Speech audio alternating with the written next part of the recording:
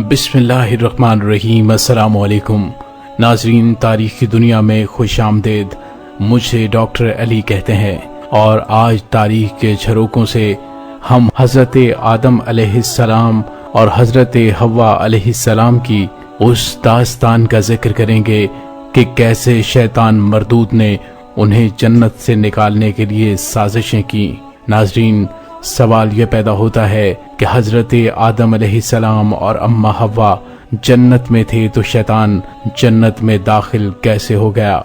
Video की तफसील में जाने से पहले हमारे चैनल को सब्सक्राइब कीजिए और बेल आइकन को जरूर दबा दीजिए ताकि हमारी आने वाली तमाम वीडियोस सबसे पहले आप तक पहुंच सकें। नाजरीन, हजरत आदम अलैहिस्सलाम हजरत हव्वा के साथ ऐशो इशरत से जिंदगी बसर कर रहे थे। इब्लीस, जिसे जन्नत से निकाला जा चुका था और उसके जन्नत में दाखिले की ममानियत की जा चुकी थी, उससे इस अम्र की फिक्र लाहक हुई कि किसी तरह जन्नत में जाकर आदम अलैहिस्सलाम को वहां से बेदखल करवाऊं और मुशियत इज्जती और आदम व हव्वा के दरमियान संगे तफरका डालकर आदम को तबाह बर्बाद कर दूं। चुनांचे ये मालूम करके आदम अलैहिस्सलाम को तमाम जन्नत के मेवे इस्तेमाल करने की इजाज़त है, लेकिन एक दरख्त के करीब भी फटकने की इजाज़त नहीं है। फौरन ज़मीन से उड़ा और आसमान पर पहुंच गया। वहां पहुंचकर उसने दरे जन्नत के करीब अपना बोरिया बिछाया और इस इंतज़ार में रहा कि जन्नत से कोई निकले तो मैं दाखिल होने की सबील पैदा करूं। अरसाए दराज के बाद जब मोर जन्नत से बाहर निकला तो वो परिंदों का सरदार था। जब इब्लीस ने उसे देखा तो बोला, बेहतरीन मखलूक तू कौन है और तेरा नाम क्या है? मैंने तुझसे ज्यादा खूबसूरत मखलूक आज तक नहीं देखी। उसने कहा, मैं जन्नत का एक तायर हूँ और मेरा नाम ताऊस है। ये सुनकर इब्लीस धाड़े मारकर रोने लगा। ताऊस ने पूछा, तेरा नाम क्या है और तू क्यों रो रहा है? उसने कहा कि मैं करूबियन में से एक मलक हूँ और मैं इस बात पर रो रहा हूँ कि अनकरीब तेरा हुस्न व जमाल तुझसे छीन लिया जाएगा। ताऊस ने कहा, ये तू क्या कह रहा है कि वाकई मेरा हुस्न व जमाल छीन लिया जाएगा? तो उसने कहा, बेशक मैं जो कहता हूँ तू उसे मान ले और सुन, तेरा सिर्फ हुस्न व जमाल ही नहीं जाएगा बल्कि सिवाय उस मखलूक के जो शजरे खुल्द के दाने खा ले, सब बूढ़े होकर अपना हुस्न व जमाल खो बैठेंगे और जन्नत से निकाल दिए जाएंगे। ताऊस ये सुनकर चौंक पड़ा और पूछने लगा कि वो शजरे खुल्द कहाँ है? शैतान ने कहा, वो जन्नत के अंदर है। ताऊस ने कहा, वहां तक हमें कौन पहुंचा सकता है? शैतान ने कहा, मैं पहुंचा सकता हूं। तो अगर मुझे जन्नत में दाखिल कर दे तो मैं तुझे शजरे खुल्द तक पहुंचा दूंगा। ताऊस ने कहा, मैं तुम्हें जन्नत तक क्यों कर ले जा सकता हूँ जबकि रिजवान हमारे रास्ते में हाइल हैं। उसकी इजाजत के बगैर ना कोई अंदर जा सकता है और ना ही बाहर आ सकता है। अलबत्ता हो सकता है तुझे एक ऐसी मखलूक तक पहुंचा दूं जो खलीफतुल्लाह आदम अलैहिस्सलाम का खिदमतगार है। शैतान ने पूछा, उसका नाम क्या है? ताऊस ने कहा, उसे मार यानी सांप कहते हैं। शैतान ने कहा, देर मत लगाओ, जल्दी करो, शायद मैं अपने मकसद में उसके जरिए कामयाब हो जाऊं। ये सुनकर ताऊस सांप के पास पहुंचा और उसे सारा माजरा कहकर सुनाया और इब्लीस की बुलंद हैसियत की वजाहत की और कहा, मैंने उसे मुद्दतों बाबे जन्नत पर इबादत करते हुए देखा है। भाई, अगर कुछ कर सकते हो तो मौका हाथ से मत जाने दो और कोई ऐसा रास्ता निकाल दो कि वो जन्नत में दाखिल होकर शजरे खुल्द तक पहुंच सके और हम लोग उसका फल खाकर हमेशा हमेशा के लिए जवान बन जाएं। नाजरीन, ये सुनना था कि सांप बड़ी तेजी से शैतान की जानिब बढ़ा और उसके पास पहुंच गया। शैतान ने सांप से वही कुछ कहा जो ताऊस से कह चुका था, वही पट्टी पढ़ाई जो ताऊस को पढ़ा चुका था। सांप ने दर जवाब कहा, ये बहुत मुश्किल काम है, मैं तुझे जन्नत में दाखिल कर सकूं क्योंकि रिजवान हर वक्त लबालब डटे रहते हैं। शैतान ने कहा, मैं तुझे बताता हूँ, सुन, सूरत यह है कि मैं हवा बन जाऊं اور تم مجھے 2 دانتوں کے دراز میں بٹھا کر منہ بند کر کے لے اڑو۔ سانپ نے کہا بہت بہتر ہے، چنانچہ ایسا ہی کیا گیا۔ شیطان ہوا بنا، سانپ نے منہ کھولا، یہ اس کے منہ میں جا بیٹھا۔ سانپ اسے لے کر جنت میں داخل ہو گیا۔ وہاں پہنچ کر شیطان نے سانپ کو شجرہ خلد دکھا کر رخصت کر دیا۔ ناظرین، یہ وہی شجر تھا جس کے قریب بھی پھٹکنے کی آدم علیہ السلام کو اجازت نہیں تھی۔ سانپ کے چلے جانے کے بعد شیطان اس مقام پر پہنچا جس جگہ آدم علیہ السلام اور حضرت حوا تشریف فرما تھے۔ ان کے سامنے بیٹھ گیا اور ان دونوں کو یہ معلوم نہیں تھا کہ ابلیس یہی ہے۔ شیطان ان کے سامنے بیٹھ کر رونا شروع ہو گیا اور اس درد کے ساتھ رویا کہ حضرت آدم علیہ السلام اور حضرت حوا بھی رونے لگیں۔ پھر آدم علیہ السلام نے پوچھا تو کیوں روتا ہے؟ تو اس نے کہا میں تم پر رو رہا ہوں، مجھے اس کا افسوس ہے کہ تم دونوں عنقریب مر جاؤ گے اور متفرق ہو جاؤ گے اور تمہارا یہ جاہ و حشم تباہ و برباد ہو جائے گا۔ یہ سن کر ان کے دل میں یہ بات گڑ گئی اور دونوں سخت غمگین ہو گئے۔ یہ دیکھ کر وہ پھر رویا اور اٹھ کر چلا گیا۔ پھر تھوڑے عرصے کے بعد آیا اور کہنے لگا اے آدم، اگر تم چاہو تو میں تمہیں شجرہ خلد تک پہنچا دوں اور ایسے ملک کی طرف رہبری کر دوں جو کبھی پرانا نہ ہو سکے۔ آدم علیہ السلام نے کہا بہتر ہے۔ شیطان نے کہا اگر ایسا کرو کہ شجرہ خلد سے کچھ کھا لو۔ آدم علیہ السلام نے کہا خدا نے تو اس سے ہمیں منع فرمایا ہے۔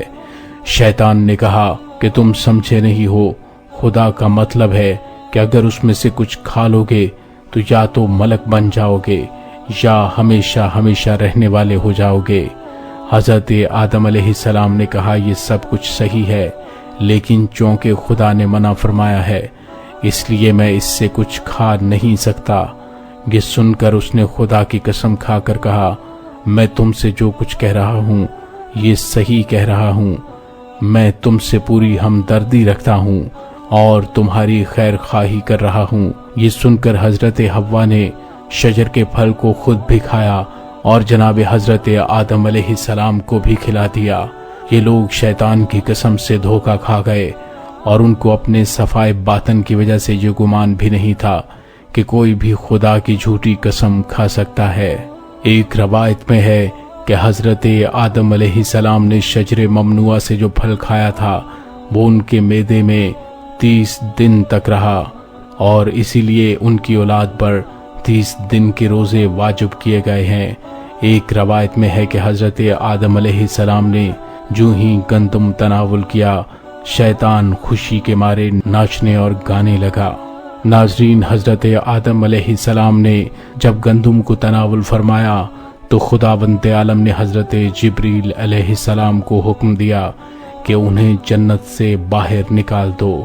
جبریل علیہ السلام ابھی عمل درآمد نہیں کر پائے تھے کہ آدم علیہ السلام کے جسم سے وہ لباس جو یعقوبی نور تھا وہ الگ ہو گیا اور یہ دونوں برہنہ ہو گئے۔ یہ دیکھ کر آدم علیہ السلام اور حوا علیہ السلام شرم سے پانی پانی ہو گئے اور سطر ڈھانپنے کے لیے درختوں کی جانب لپکے تاکہ ان کے پتوں سے سطر ڈھانپ سکیں۔ درختوں نے اپنے اپنے پتے دینے سے انکار کر دیا اور وہ اتنے بلند ہو گئے کہ آدم علیہ السلام انہیں چھو بھی نہیں سکتے تھے۔ بالآخر انجیر اور عود نے اپنے پتے دے دیے اور انہوں نے اپنی سطریں ڈھانپ لیں۔ پوچھا گیا کہ جب کسی درخت نے پتے نہ دیے تو تم نے کیوں دے دیے؟ تو عرض کی کہ مالک، ہم ان کا عروج دیکھ چکے تھے اس لیے ان پر رحم آ گیا۔ ارشاد ہوا تمہاری نیکی سے ہم بھی تمہارے ساتھ خصوصیت برتیں گے۔ انجیر سے فرمایا تمہارے درخت شگوفے لائیں گے تب بھی پھل دیں گے اور تجھے شگوفے لانے کی ضرورت نہ پڑے گی، تجھے یوں ہی پھل ملا کرے گا، لیکن چونکہ تو نے مجھ سے بغیر دریافت کیے پتے دے دیے لہٰذا اچھے لوگ تجھے منہ نہیں لگائیں گے، یعنی تیری ٹہنی سے مسواک تک نہیں کریں گے۔ اور عود سے فرمایا کہ تیرے سارے جسم میں خوشبو بھر دوں گا، لیکن چونکہ بلا اجازت پتے دیے، لہٰذا جب تجھے آگ لگا دی جائے گی تب خوشبو برآمد ہوگی۔ ناظرین، اس کے بعد حضرت آدم و حوا جنت سے باہر آئے اور ساتھ ہی شیطان، مور اور سانپ کو بھی نکال دیا گیا اور انہیں نکال کر زمین کی طرف پھینک دیا گیا۔ حضرت آدم علیہ السلام نے روانگی کے وقت جناب جبریل علیہ السلام سے خواہش کا اظہار کیا کہ مجھے اتنا موقع دیا جائے کہ میں ملائکہ سے رخصت ہو لوں، کیونکہ مجھے یقین ہے کہ دوبارہ ان سے ملاقات نہیں ہوگی۔ جبریل علیہ السلام نے اجازت دی اور حضرت آدم علیہ السلام ملائکہ کی طرف منہ کر کے بولے، اے اللہ کے ملائکہ، تم پر میرا سلام ہو، میں تم کو خدا کے سپرد کرتا ہوں، خدا تمہیں سلامتی سے رکھے۔ ناظرین، اللہ تعالیٰ نے جب حضرت آدم، جناب حوا، شیطان، طاؤس اور سانپ کو وہاں سے بھیجا تو آدم علیہ السلام کو عذاب میں مبتلا کر دیا۔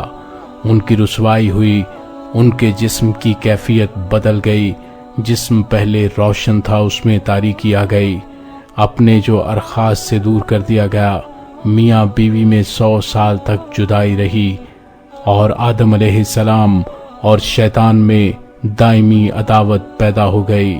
ناظرین، شیطان کو اللہ تعالیٰ نے 10 چیزوں سے معطوف فرمایا، اس کی سلطنت چھین لی، اسے زمین و سماء دنیا کی حکومت سے معزول کر دیا، اپنے جوار رحمت سے نکال پھینکا، اس کی صورت مسخ کر دی اور ملک کی شکل سے اسے شیطان کی صورت دے دی، اس کا نام بدل دیا، عزازیل سے اسے ابلیس کر دیا، اس کے لیے توبہ کا دروازہ بند کر دیا، اسے خیر اور رحم سے محروم کر دیا اور اسے دوزخیوں کا خطیب بنا دیا۔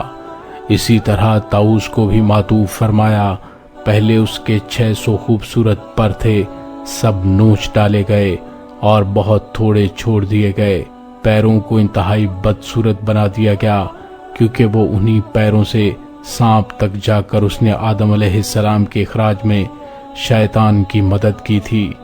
اسی طرح سانپ معطوف کر دیا گیا اور یہ جنت کے خوبصورت ترین چوپایوں میں تھا، اس کے اونٹ کی طرح 4 پاؤں تھے، خدا نے سب کو مسخ کر دیا، پاؤں چھین لیے، پیٹ کے بل چلنا اس کے لیے قرار دیا، غذا اس کی مٹی بنا دی، اور جس جگہ شیطان اس کے منہ میں بیٹھ کر جنت میں گیا تھا اس کی جگہ زہر کی تھیلی لگا دی، اور بنی آدم کو اس کا ایسا دشمن بنا دیا کہ وہ جہاں دیکھتا ہے اس کو مار ڈالنے کی کوشش کرتا ہے۔ ناظرین، آج تک کے لیے اتنا ہی۔ کل کی ویڈیو میں ہم آپ کو بتائیں گے کہ حضرت آدم علیہ السلام سے پہلے زمین پر کون بس رہے تھے اور کس طرح سے انہوں نے حضرت آدم علیہ السلام کی جان لینے کی کوشش کی۔ ہمارے چینل تاریخ کی دنیا کو سبسکرائب کیجئے اور آنے والی ویڈیو کا انتظار کیجئے۔ ڈاکٹر علی کو اجازت دیجئے، تب تک کے لیے اللہ نگہبان۔